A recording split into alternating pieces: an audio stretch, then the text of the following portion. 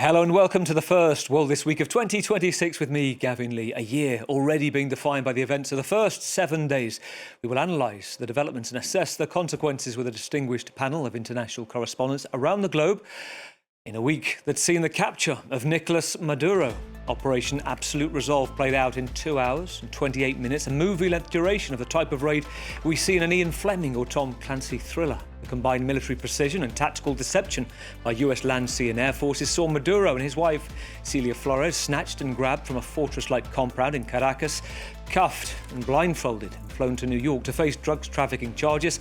Stunned world leaders barely had time to react before President Trump declared he was running the country by remote control and that Maduro's replacement, former Vice President Delcy Rodriguez, would have to dance to his tune, starting with its oil flowing towards Washington. We're going to be taking out a tremendous amount of wealth out of the ground, and that wealth is going to the people of Venezuela and people from outside of Venezuela that used to be in Venezuela.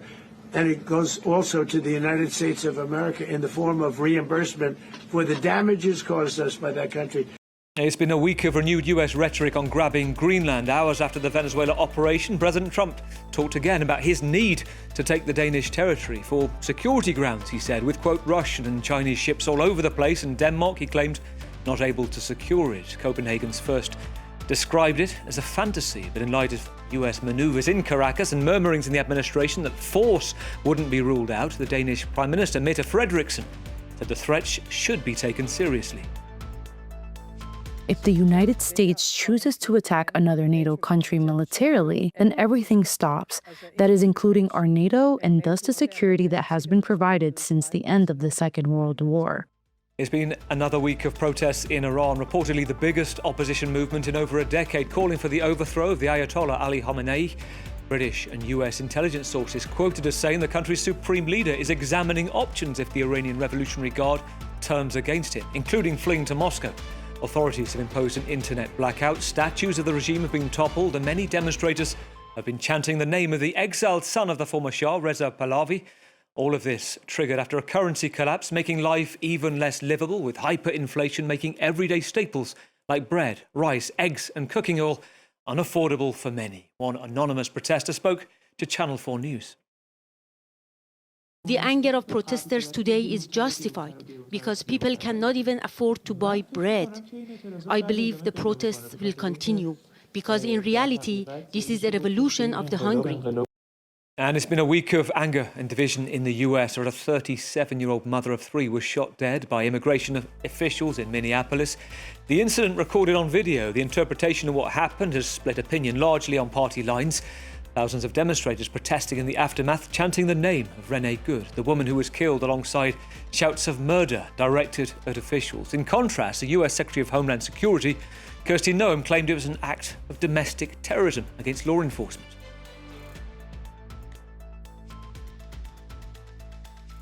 You have a woman who aimed her car at a law enforcement officer and pressed on the accelerator. Nobody debates that. I can believe that her death is a tragedy, while also recognizing that it's a tragedy of her own making. Having seen the video of myself, I want to tell everybody directly, that is bullshit. This was an agent recklessly using power that resulted in somebody dying. With me in the studio this week, journalist, writer, broadcaster Agnès Poirier.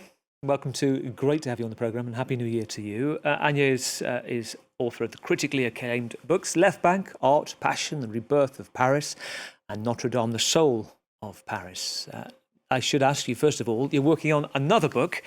This time, it's, drumroll. And it's called Right Bank, of course, but it's taking place in the 1880s. So it's a prequel.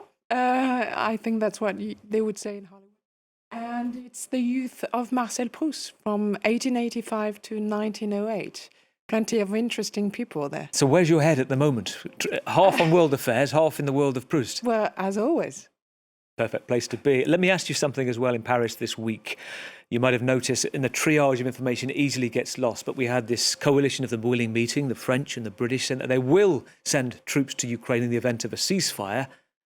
What do you make of that?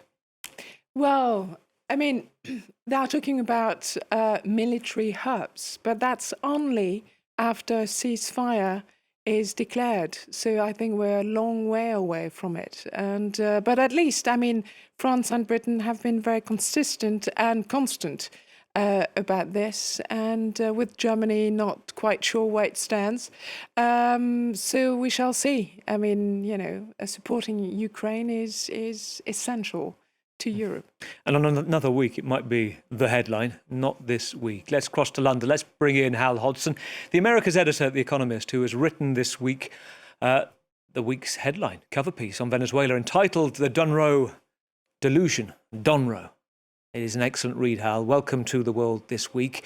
It's a reference to Trump's rebranded Monroe Doctrine, going back to the 19th century, American dominance in the Western Hemisphere. Tell us what you see as the delusion here, Hal.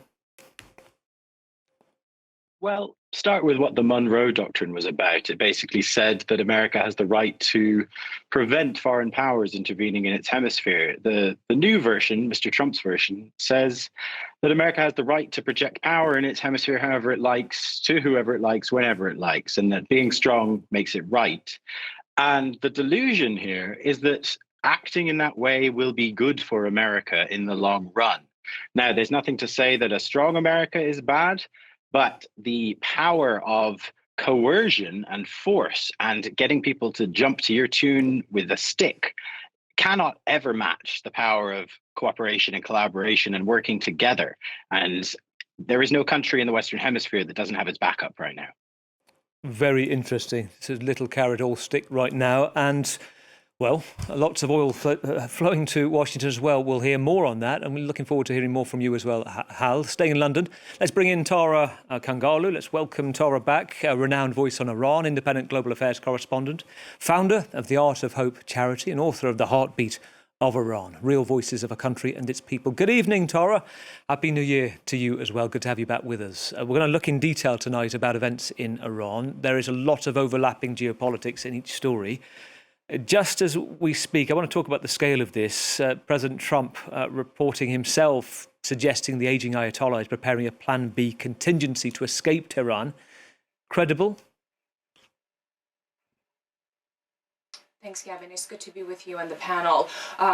Those conversations have been going on for some time, that he might flee to Moscow.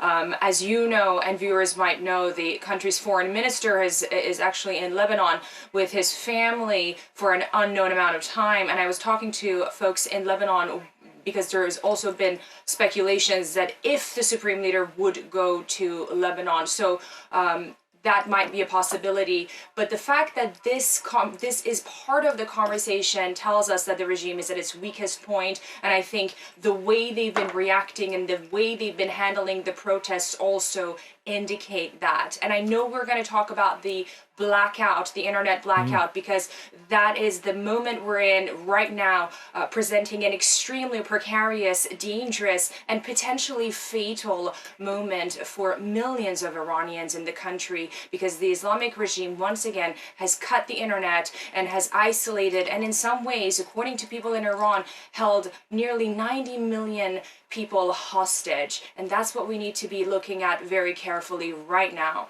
It is an ominous moment, and not without precedent as well, of what happens when things go dark and people don't get information to the outside world. Thank you, Tara. Great to have you on board with us tonight. Let's complete the lineup. Let's head to Montreal, Canada, where we can welcome the American Venezuelan journalist and commentator Germania Rodriguez-Poleo, the former US chief reporter for the Daily Mail, now independent with a strong following on Instagram under I Am Germania. Great to see you. Thanks for being with us. You made a direct appeal this week. You were on Fox News, Germania, to President Trump. Tell us about that. Yeah, our situation in Venezuela is much like that of the Iranian people. Our cause is one and the same. Unlike what a lot of commentators are saying, this is not a case of the U.S. going into a normal country under democracy and doing whatever it wants. This is a case where me and my people have been oppressed for 27 years under a brutal dictatorship. We have tried it all. We have protested, we have gone on strike, we have gone on negotiations, we have followed international law. Nothing has worked. And right now, for the first time, we have hope. However, as I told President Trump on Fox News, the job is not done. Right now, the regime stands, Diosdado Cabello stands, Delcy Rodriguez is there, and so we need to finish the job. We are seeing good signs. We are happy our dictator is behind bars, but more needs to be done.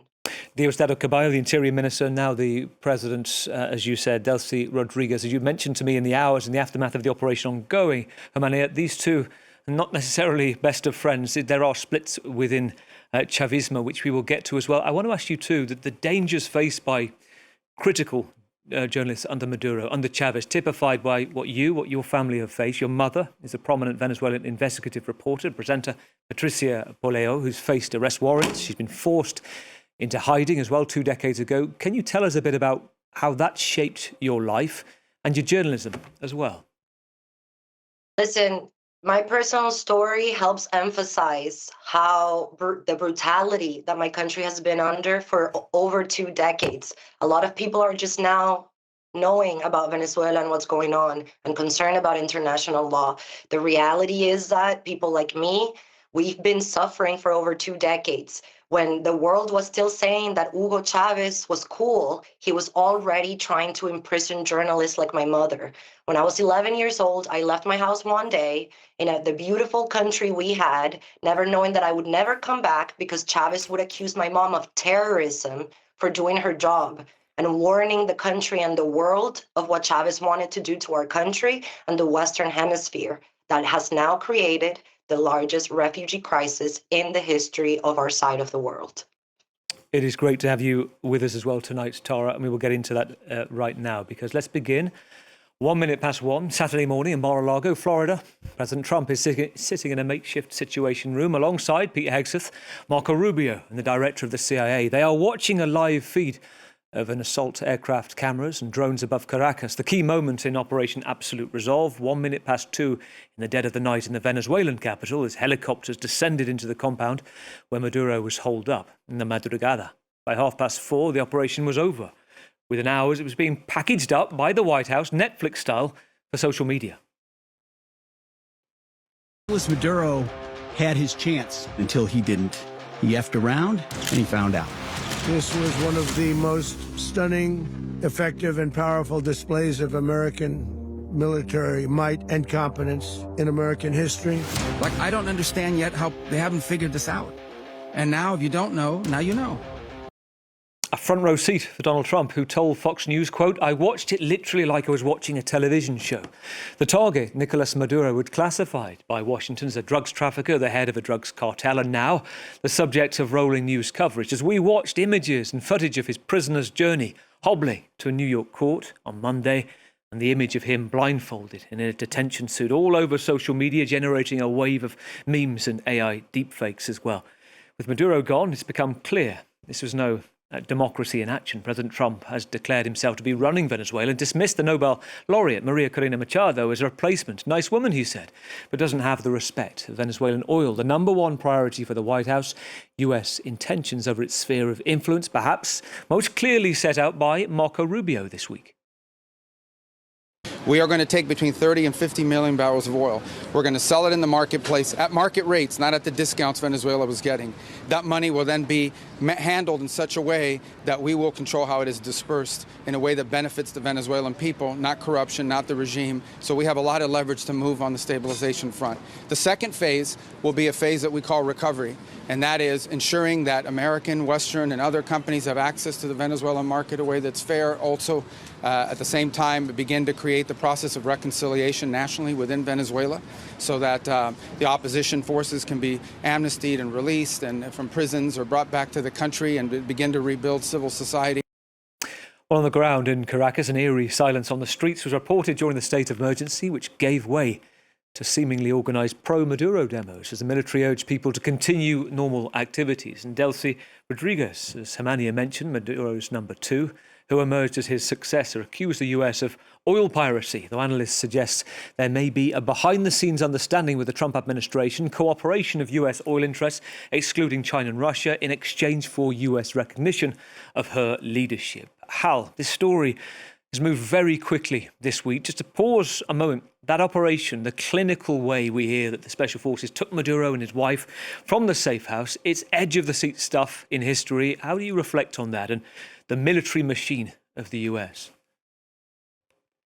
Trump is right that the scale of this, the speed of this, it's 150 aircraft from 20 bases across the hemisphere in and out of Venezuelan airspace with Maduro in tow in, I believe, under 3 hours. That's kind of incredible. Worth mentioning that so far the death toll on the ground is about 100 people. We don't know the extent to which those include civilians. We do know the extent to which it includes Cuban guards who were Maduro's protectorate. The Cubans failed in that role. It's a pretty important role for or pretty important point for the ongoing story that they failed. But this is an incredibly dramatic raid, and first, the whole world sits up when it happens, and then everybody's jaw drops when he goes and gives his press conference and says that he now runs Venezuela. And how does he do it? By threat of ongoing force, just like the operation that he just ordered. He says that he will do to Delcy Rodriguez what he just did to Nicolas Maduro, and also lists off a whole bunch of other countries where he might get involved. And yes, it's hard not to have been absolutely glued. Whether it's, we're watching this as journalists, whether it's intelligence services at foreign countries and world leaders too. Well, I mean, just remember, it's only a few days ago, how the European leaders react. First of all, you had Keir Starmer and Frederick Merz and Emmanuel Macron having to say something, but they were like us all, completely dumbstruck at what had just happened. They couldn't believe their eyes. They hadn't been told, obviously, in advance. So, it's such a difficult act, balancing alliance loyalty, but also denouncing what is a breach of international order. So, obviously, they all said nobody's going to shed any tear on the dictator Maduro, and that Venezuelans could at least and at last breathe some relief. Now, a few days later, they had to add, especially Emmanuel Macron was pressed to add that he didn't support nor approve the manner with which it had been achieved. But it is such a headache for European leaders because they are spectators. They are not going to do anything. They can rejoice, of course, like most of the people at the departure, at the capture of Nicolas Maduro. But we're talking about unprecedented territory, at least in living memory, of a so-called democracy and a lie, America behaving in such a way. So, I mean, can you rejoice at the capturing of Maduro? Yes, you can, but can you also feel quite sorry for post-Cold War order, the way, or international norms? Yes, you can. So, we're struck. Yeah, careful tiptoeing, given the need in calibrating the message and President Trump is needed by European leaders, given what's going on in Ukraine. Hermania, you spoke on the night this was happening, or the hours after, I should say. We were talking about Maria Corina Machado putting out a statement saying that, effectively democracy is closer. How do you see the situation right now inside the country? There are reports that many streets are being patrolled by the so-called colectivos, these paramilitaries looking to stop any sign of dissent. Before I get to that, I have to correct something very important that was said, because the audience around the world needs to understand that the U.S. operation in Venezuela, Americans should be so proud of. There were not hundreds of civilian deaths. We know there were 2. One was a heart attack. It was the Cubans defending Maduro. The majority of the deaths were Cuban. That's the invasion happening in Venezuela.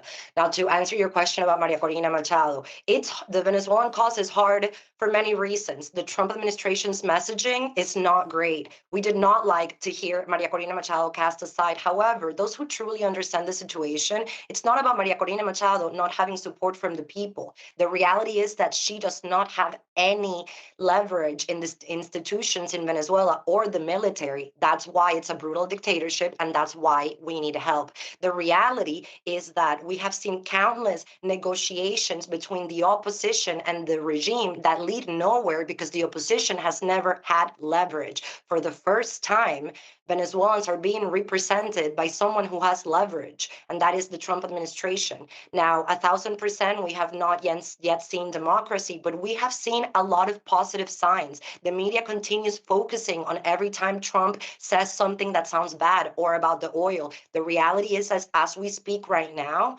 political prisoners who were in prison for over 20 years are going to be free. We will keep to be pushing for that and for a transition. Yeah, you're right. As we speak, Spain saying that a number of its opposition figures who are Spanish nationals and joint Venezuelan nationals have been released as political prisoners. It's probably worth reflecting on the relationship as to what we know, the difference publicly and in the background that we don't know is going on between President Trump, the administration, and Delcy Rodriguez, and who she is as well, because this is the person who shaped or reshaped the vacuum left by Maduro's capture, Amania. Talk about the successes of this mission so far. Again, we have not seen victory yet. The change of tone that we Venezuelans have seen in characters like Delcy Rodriguez and Diosdado Cabello, who have been threatening, intimidating us, disappearing us for decades, the moment someone showed force against them, now they're conceding. Now it's different when another side has guns too. So we are cautiously optimistic that even though Delcy Rodriguez is a complete ideologue who does not want democracy or capitalism for Venezuela, does understand that the threat is real now, and we are seeing signs that they are doing as the Trump administration says. Now, Diosdado Cabello here is the key. He is the most violent one. As we speak right now, Diosdado Cabello has stalled the release of the political prisoners. So we are waiting to see that break between Diosdado's section, who controls the armed thugs, and the Rodriguez siblings, who have the civilian control of the situation. And they are fighting right now. So given your situation, Hermania, your family's situation as well, this is seen as an extremely positive moment. Given all the caveats that I've just mentioned to you, the vacuum left behind, you see this as a small step in a very long process. Of course, it's going to be a long process, and that's what people who want to support Venezuelans need to understand. No, we are not free yet, but we have more hope than we have ever had. And you should hope that this works out for us. We are not Iraq. We have a history of democracy. We have a common identity. We voted overwhelmingly to return to the values of democracy and capitalism that we prefer. We prefer to be allied with the US. People are concerned about oil. We are happy to work with the US the way that we did back when we were the richest country in the nation. And on a personal note, I and millions of Venezuelans have not had hope that we will see our country again for decades. We have hope now. Really interesting. Tara, listening to Hermania, tell us about how you think this affects Iran. One of the issues mentioned, not just by President Trump, but Marco Rubio as well, is about how Russia and Iran and China, that this is their Western hemisphere. This is, hands off now. This is going back to what Hal said. This is the Monroe Doctrine. How could this affect Iran?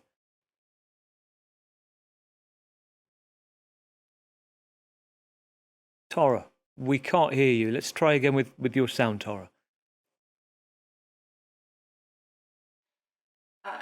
There are a lot of parallels as we see. And I think I want to point out to the seizure of the tanker that I believe was 2 days ago. I think right now Russia is trying to solve the war with Ukraine, and we have seen over and over how it has betrayed Iran. So I think Iran right now is isolated more than ever. The Islamic regime is isolated more than ever. Its allies in the region are at its weakest point, and it really only has Russia and China, and I don't think Russia is going to come to its rescue, nor will China. So it is left alone. And just listening to the parallels with Venezuela, we can talk about that. I think that cautious optimism is something that is present, by the way, amongst millions of Iranian people. And speaking about Donald Trump and his, whatever we want to call it, involvement in Venezuela, as we saw the last weekend, is similar to what many people in Iran believe is going to happen, because we cannot forget the bombastic messaging that came from the White House that essentially was threatening the Ayatollah regime, the supreme leader, that if there is bloodshed and killing on the streets, the United States of America is backing the Iranian people. And Gavin, it's important to note that the Iranian people have risked their lives, risked everything to come on the streets over and over the years, and they're on the streets right now, not because of what Donald Trump said or anyone else in the outside have asked them to do, but because they want to see that change. They have will, they have agency, and they want to see that change. But when they see the president of perhaps the most powerful country in the world telling them that we support you against this dictatorship that they've, again, for long have been telling the world they don't want, they're going to be bolder and they're going to be louder. And I think it's extremely irresponsible to say something but don't act on it. And again, another nuance and caveat right now is that Iranians are extremely educated, sophisticated, and have a long memory, and they are very well aware of foreign interventions in the neighborhood, but also the involvement of the US, UK, Russia in their country in the past couple of decades, or the last 200 years, if you so will, when it comes to Russia. So they don't want foreign intervention, but they want the support of the world. You shouldn't do something or mention something unless you're going to act on it. But here's the rub, Hal, and Agnes as well. But to you first, Hal, President Trump is clearly in buoyant mood. He's talking and threatening Venezuela's neighbour, Colombia. He's put Cuba on watch as well, mentioned having to look at Mexico as well. He's talked about, we'll get into it in a moment, Greenland as well. How do you both view the legality of this operation and running the country as well, whether it matters to the president of the most powerful country in the world? Hal? I think it clearly doesn't matter to Donald Trump. He has shown repeatedly since he took office and the last term as well that international law is certainly his highest concern. But also, there are questions about the legality within the United States as well. But I don't think the legality is really the most important point. The way that the world will judge this operation is by whether he delivers good change for Venezuela by doing it. And it is perfectly possible. I'm fully with the panel on the hope for Venezuelans, but there are so many hurdles. There is the Interior Minister Cabello, who is, potentially has the potential to make a run to take some control away from this if it starts to hurt him. The plan to get large amounts of oil out of Venezuela does make some sense in the short term, but the idea of making massive investments in Venezuela at a time when the secular trends for the oil price globally are, curbing, slowing downwards, that's just a difficult economic game to play. So it's a little harder for me to see how it pans out in the longer run. But one note of hope is that it's been recently reported that Trump will meet with Maria Corina Machado, the opposition leader, in D.C. next week. It's also been recently reported that Delcy Rodriguez will go to D.C. So, could Trump get both of them in the same room? That would be quite incredible. Very interesting. To Hamania's point as well, Agnes, that it might be easy to be too cynical to say this is all about oil and forget the human rights. Well, I'm not so sure it's all about oil either. I mean, the thing about oil is that the infrastructure in Venezuela is the shadow of what it used to be. So it would require years and massive investments to get it flowing the way it used to. So it is about oil, but not only about oil. It's also about this, and Hal was saying it, about this Western hemisphere now going from Greenland perhaps to Patagonia, which now belongs to Trump. And it's also about uncertainty as the new rule with both your adversaries and your allies, so that you always surprise the other, whether he's a friend or not. So you don't know what to make of it at all. So China doesn't know quite how to react. I mean, they did, after a few days, say, I think they said free Maduro, didn't they? And keep off the oil, but we saw with the seizing of the oil tankers, this is not how it's going to happen. Putin hasn't at all. I mean, he must be loving it in his big chair and big table at the Kremlin, but he must also be wondering what, his next move on the chess board is going to be. You don't know. That's the thing. And was it also just perhaps a display of raw power from Trump's part? Perhaps that's exactly what he wanted to do, because that operation was incredible. Which So takes us that's how you hypnotize the world. Well, That's not how you run countries. Well, it's how Trump runs countries right now, isn't it? And on that issue of the Western Hemisphere, the Monroe Doctrine, 11 hours after the capture of Nicolas Maduro, as Anya's just said, it was a social media message by the wife of President Trump's Deputy Chief of Staff, Stephen Miller, that would trigger a chain of panic-inducing events in Europe over what President Trump was prepared to do, to annex Greenland from a NATO ally, Denmark. This was it from Katie Miller, a former spokesperson to President Trump, posting this map of Greenland on X with the colours of the US flag, with the caption, "Soon it is the most single-viewed post on X this week, 33 million views and counting." President Trump, when asked about it, reiterated his position. The US absolutely needs it, he said, for security reasons, making clear he thought Denmark couldn't and hadn't dealt with the growing presence and threat from Russia and China. Well, the White House spokesperson, Caroline Leavitt, said nothing will be ruled out to take Greenland on security grounds, including force, though buying the island was a preference. And the Deputy Chief of Staff himself, Stephen Miller, went further, setting out his vision on CNN this week. The real question is, by what right does Denmark assert control over Greenland? What is the basis of their territorial claim? What is their basis of having Greenland as a colony of Denmark? The United States is the power of NATO. For the United States to secure the Arctic region, to protect and defend NATO and NATO interests, obviously Greenland should be part of the United States. Well, this has led to 6 European leaders of France, Britain, Germany, Poland, Spain and Italy issuing statements saying that only Denmark and Greenland can decide on matters concerning their relations. Careful condemnation, it seems, with leaders already tiptoeing, as we said, with language on Venezuela, seemingly so as not to upset President Trump, relying on his support for Ukraine in any potential peace deal. But notably, no statement from NATO, as pointed out by General Sir Richard Shiref this week, the former NATO commander, former Deputy Supreme Allied Commander of Europe, who said the current General Secretary, Mark Rutte, had been notably and strategically silent on the sovereignty issue for Denmark this week. Mark Rutte, the so-called Trump whisperer, gave an interview to CNN and, quote, "The Danes," he said, "are totally fine if the US would want a bigger presence," appearing not to want to rock the boat. Hal, why does President Trump want Greenland so much?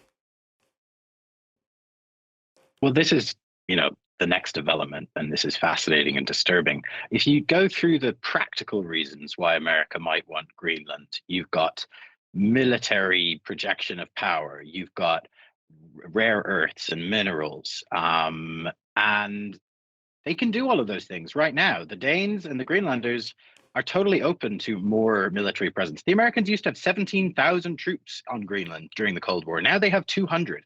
And the treaty governing Denmark's control of Greenland allows for America to put, I'm pretty sure, unlimited numbers of troops. I think there would have to be consent from Denmark. But clearly, the Danes and the Greenlanders would be fine with that compared to some kind of militaristic takeover. And when you run through these options and you think, okay, so they can have that, and they can have that, and they can have that, all you are left with is that what President Trump wants is to complete a land acquisition for the United States that would be larger than the largest one ever, the Louisiana Purchase. And he just wants to turn Greenland a different color on the map. And that is not something that anyone is able to give him in a way. The only path that could happen that isn't sort of annexation and militarization is that he gains the consent of a majority of Greenlanders and that then the Danish parliament says, okay. Very interesting. Mandy, just listening to Hal, how do you read from afar the threat over Greenland, Europe's kind of room to maneuver here, and Denmark's diplomatic ability to say cease and desist? Listen, I'm not an expert in Greenland. What I can tell you is that what happened in Venezuela does not mean that the United States is going to invade Greenland next.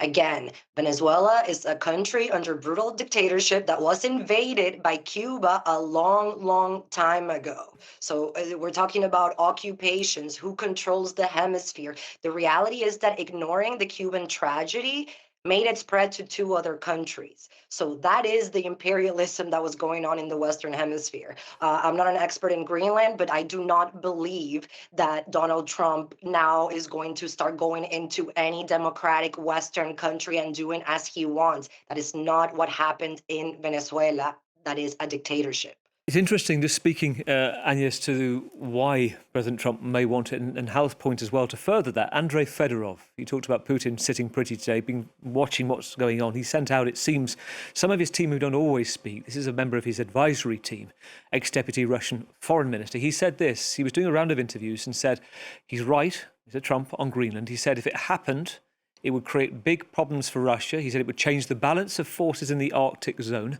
and create problems for Russian missile systems targeting at the US. Greenland, he said, should be part of Good Shield operation, an anti-missile protection system, and it's very effective because the flight of Russian projectile missiles towards the US are very close to Greenland. So it also gives a credibility to, perhaps beyond minerals, why this is right now something President Trump, according to Caroline Levitt in her office, suggesting that he wants within his term. Yeah, except as Hal said very well, they can have a lot, even more military in Greenland and work in harmony, cooperate with the Greenlanders and the Danes, because they are all part of NATO. So, why does he need it, as he says in a childlike, his vocabulary, quite limited vocabulary, as if he needed chocolate for tea time, So he needs Greenland. We get that. We get that. He's probably not going to invade, at least that's, the understanding, invade Greenland. But the rhetoric alone is very unsettling, because suddenly, again, Europeans who are spectators are asking themselves questions, what are we going to do? And the answer is quite simple. They're not going to do anything if they invade, if the US invade Greenland. But it will, as the Danish Prime Minister said, that will be the end of, an alliance, and which is being, tested and to its limits. So it doesn't help to talk about Greenland. But on the other hand, as you said, in the last 7 days, I think Trump has threatened to intervene directly military in 6 countries. So the list is probably only beginning. Let's talk about one of those. And the start of the week started with Latin America and the Western Hemisphere. It's the end of the week where we follow with intensity, as Tara said, the grip of nationwide anti-government protests in Iran. 13 days now, triggered by a severe economic crisis. Currency collapse, the Iranian rial at record lows against US dollar. This time last year, the currency traded around 800,000 reals to the dollar. It's plummeted to around 1.5 million reals to the dollar on the open market. The protests, motivated in part by the rising cost of living, began in an electronics market in Tehran before spreading to every province in the country, with some calling for the end of the regime and the end of the Ayatollah. Well, like previous significant waves of uprising, most recently the aftermath of the death of 22-year-old Mahsa Amini in the custody of the morality police, the protesters have been met with brutality. In some areas, this time it's been reported to have been more measured in others up until now. Footage has slowed coming out of Iran. There's an imposed internet blackout in place. And we've seen some images of statues of the regime toppled, burnt in other cities. But it's the Ayatollah who's doubled down, giving a TV address accusing crowds of trying to please Trump, dismissing them as a bunch of vandals. It's also noted that demonstrators have been shouting the name Reza Pahlavi, the son of the last Shah of Iran, who was deposed in 1979. Those chants reported to be more widespread than ever. He called on demonstrators this week to come out onto the streets. And on Sunday, the Times and independent newspapers detailing what it described as the Ayatollah Khamenei's Plan B contingency and exit strategy, including heading, it says, to Moscow as an option. Tara, let's go straight to you. Let's start with this ominous period that we touched upon right at the start, the blackout right now. and the sign of what you think could come next? Gavin, that's why I mentioned responsible actions on behalf of Donald Trump and others around the world. Because people in Iran went to the streets, as you mentioned, Reza Pahlavi. He also called on the Iranians to come out Thursday night, and he does have support among some Iranians in the country. And I was speaking with a journalist in Tehran Thursday morning before the blackout, and we were talking about this, Trump, Pahlavi, and essentially the foreign rhetorics that we are hearing as people already have been, in the 9th, 10th day of the protests. And she said something extremely important. She said, we missed every single opportunity for internal reform and change, to bring this change ourselves and bring about some form of reform within this regime. She said the government in Iran right now is at a point that there cannot be a reform, but a complete overhaul, a complete change, a complete ouster of this establishment that, again, according to her and so many people in Iran that I've spoken with over not just the past 10 days, but over the years, is a corrupt, mafia-esque establishment that is benefiting a very small minority. So she added, she said, we are at an incredibly precarious point because what's going to come next might be extremely dangerous. We want the regime change. We want the ouster of the Ayatollah and his cronies, but we don't know what we should expect. We don't know who is going to be the next leader. Is it going to be Pahlavi? What is that going to look like? And she said something interesting. She said, he is extremely close to Israel. What are we supposed to think of that?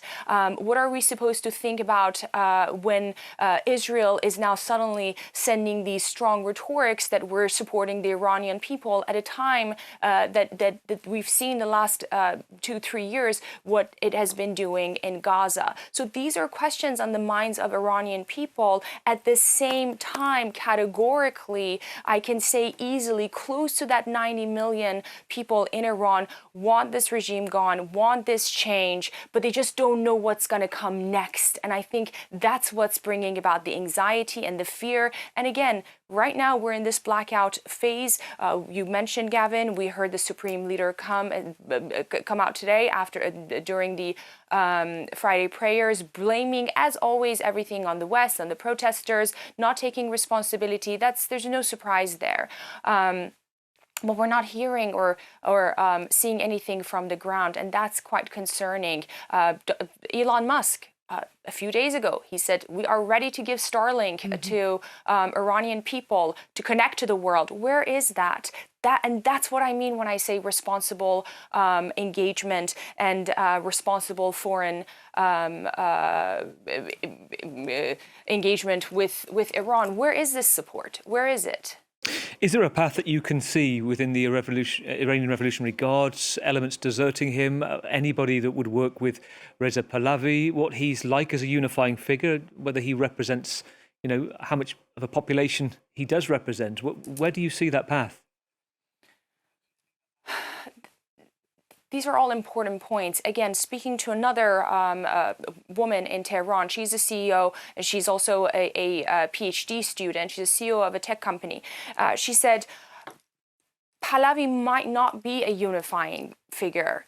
There's a whole host of concerns and issues, but right now, many people say there is no alternative. Who else is there? And she said something that is a very powerful saying in Farsi. She said, there is no darker color than black. And she said, anything after the Islamic regime will be better. And that's very interesting when you think about it. And again, this makes me think of Venezuela, because the minute the regime falls in Iran, it's not about one person. It's not about Khamenei suddenly leaving or being eliminated.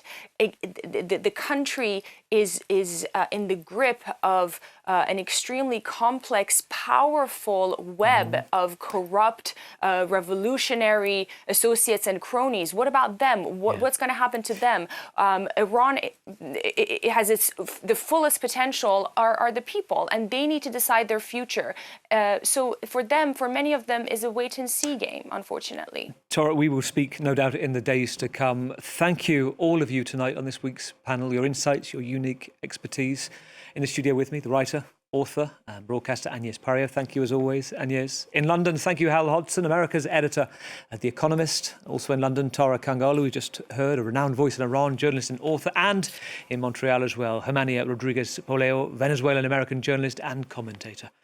It is the Golden Globes this weekend, the first big Hollywood awards ceremony of the season, and fittingly, given the last 45 minutes of conversation, the favourite to sweep the board is the film One Battle After Another, directed by Paul Thomas Anderson, with Leonardo DiCaprio playing a washed-up revolutionary living off-grid in a state of paranoia and fear over authoritarian overreach in contemporary America. Whether life imitates art or art imitates life, well, I'll leave you with this clip and you can judge. Take care. We'll see you in 7 days for The World Next Week. I need you, brother. Please, Sensei, please. Courage, Bob. Courage. That's it. Courage. Yeah. Thank you. Hey, thank you, Sensei. Thank you, Sensei. Thank you. God damn it! Viva la revolution!